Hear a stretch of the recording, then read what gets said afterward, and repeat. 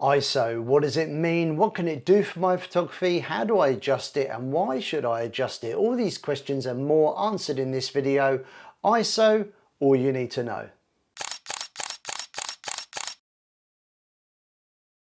Hi, Paul here from PhotoGenius. Welcome to my channel where I post photography tutorials, I share tips, tricks, do occasional gear reviews as well. So if you're new here and you love your photography, please consider subscribing. This video is all about ISO or ISO, depending on which you prefer. I want to talk about what it is, what it does, how we can use it to maybe improve our photography. I'm going to share my recommendations for the settings. We're going to look at some example images as well. And I want to be very upfront. This is not a technical video. There's loads of videos about this subject on YouTube, and some of them will go into the more technical side of things and go a lot deeper. But this is a beginner's guide to ISO. So I want to keep it down to just the bare essentials. And what I really want to do in this video is answer the questions that I get asked all the time. So let's start with the big question, what is ISO? Well, take a look in a camera manual like this one from Canon, and Canon refer to setting the ISO speed as a way to adjust the image sensor's sensitivity to light. And likewise, Nikon also say that ISO can adjust the camera's sensitivity to light. So what exactly do they mean when they say sensitivity to light? Well, in order to understand this, I think we should go back in time to before digital cameras were around and we used film. Now, of course, I appreciate that most people watching this video are going to have no interest in film cameras, and some of you watching this video would have never used a film camera, but there is relevance here. So please just bear with me for a moment, because this will help us understand how ISO now works in the digital cameras. So before we had digital cameras, we used film cameras like this Pentax. And of course, to take a picture, you need to put film in the camera first. This is a roll of Kodak film rated at 400 ISO. This was a good mid-range general purpose film. Go to a camera shop and you would have a range of film types to choose from, typically around about 50 ISO up to 3200 ISO. And here's how the numbers work. The higher the number, the more sensitive to light the film is. The lower the number, the less sensitive to light the film is. So let me give you some examples of why you would buy certain types of film.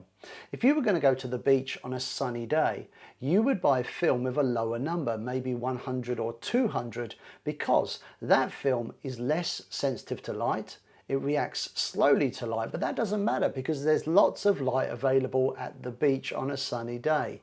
Sports photographers use fast shutter speeds to capture and freeze the action.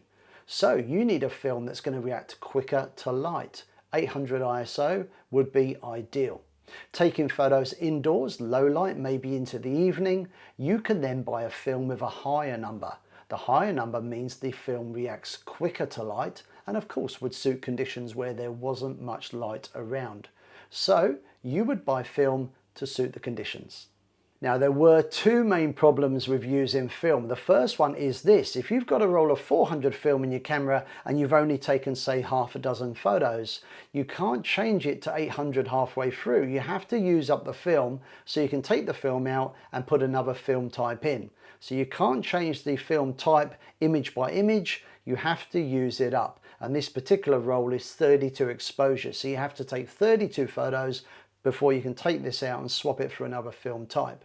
The other problem is, the higher the ISO, the more grainy your photographs would look when you get them printed. So the job of film is simply to record light. Now, technology has changed. With digital cameras, instead of film, we now have a digital sensor. Now, although the technology may have changed, the principles haven't that much. So no film is needed now with digital cameras because the job of recording light is now up to the camera's sensor. Take a look at a digital camera like this Canon T7, press the ISO button and you will see the ISO options on the screen. If the numbers look familiar, it is because the numbers represent their film equivalents. So we have 100 and 200 for shooting in good light, but we also have 400 for overcast days. 800 to 1600 ISO for sports or low light, and on this particular model we can increase the ISO up to 12,800. So as you can see, digital cameras have a larger ISO range than was offered previously with film, and the ISO range will depend on the camera, with newer or more advanced cameras offering a bigger ISO range. For example, with this R6 on loan from Canon Australia, the ISO can be increased to a whopping 102,400. So going back to the original question, which of course is what is ISO? Well, think of ISO like this. It is one way of controlling light. Make the ISO number bigger, your image will get brighter. Decrease the ISO number, your image will get darker. Now, the great thing about digital cameras is we now have a larger ISO range than was available in the film days. So how do you change the ISO? Well, if you're using your camera in the auto mode, you can't because the camera's looking after it for you. But if you're willing to be brave and step out of auto to maybe the manual mode, or if you're a beginner, the program mode is ideal, then you can, because these modes unlock certain functions of the camera. And of course, one of those functions is ISO. So let me show you how easy it is to change ISO settings on a Nikon and Canon camera. On your Nikon camera, look for the I button usually found on the back. Press this and a bunch of options will appear on the LCD screen. ISO is over to the right, so we're going to use the multi-selector tool to select ISO. Press OK. Now we want to change the settings, so select the ISO you want to use, press OK once again, and then press the I button to reset the screen. Canon cameras will generally have an ISO button on the back or the top. When you press this button, you can change the ISO using the control dial on the top of the camera. Choose the ISO you want, press set on the back of the camera, and you're done. Now, if you've watched any of my other videos, you may well have heard me using the phrase ISO keep it low. In fact, it's becoming a bit of a catchphrase. Now, there's a reason why I like to use a lower ISO, and generally my default and recommendation is 200. It's because there are three ways of controlling light, and when taking a picture, I tend to adjust the aperture and the shutter speed before I start increasing the ISO. Now, we've learned that increasing the ISO is a way of making our pictures brighter, and that may be a good thing, but it's at a cost. Increase the ISO, the higher the number, the more soft and the more digital noise you will see in your images. Now, this digital noise I'm talking about will make your images look grainy and have a kind of pixelated look about them. Plus, you will notice that the image will look quite soft.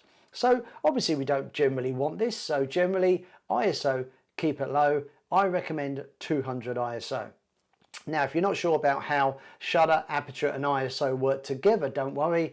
There's a separate video I've made all about it. It's called Exposure for Beginners. I'll put a link in the description below. You might want to check this one out next. Now, in a moment, I want to talk about when is it okay to use a higher ISO and why. But before we get to that, I want to show you two images. One of them is shot in auto and the other is shot using the manual modes. Now, remember, in auto, you're not in charge of the ISO. The camera is looking after it for you. But in the manual mode, you can change it. So here I am taking the first image. Notice the flash firing as the camera is in the auto mode. Now, I think this image is a good reminder of why I encourage people to get out of auto. The camera chose a shutter speed of 60th of a second, aperture f3.5.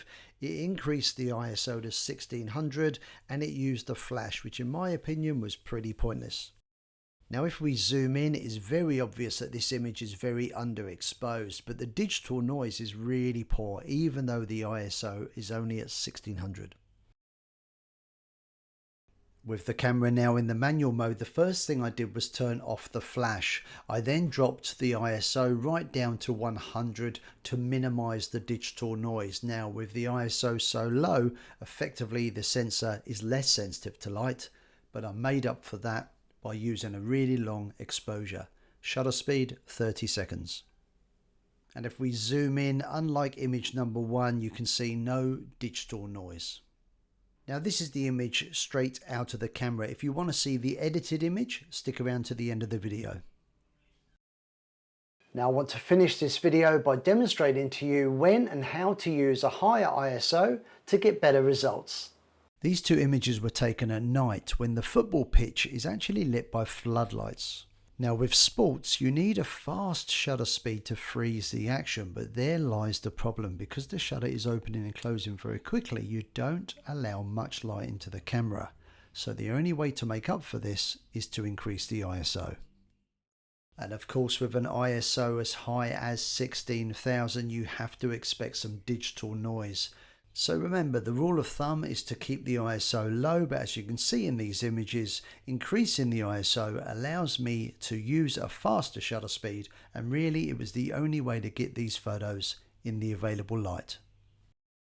And as I promised earlier in the video, here's the shot taken on the Brisbane Bayside, the original in-camera image versus the edited version. I hope you like it.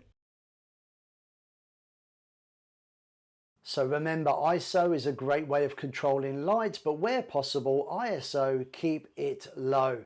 I hope you've enjoyed the video. If you did, please give us a thumbs up, consider subscribing to my channel, and down below you can leave your comments, suggestions and questions. I hope to see you again sometime soon. See ya. Bye.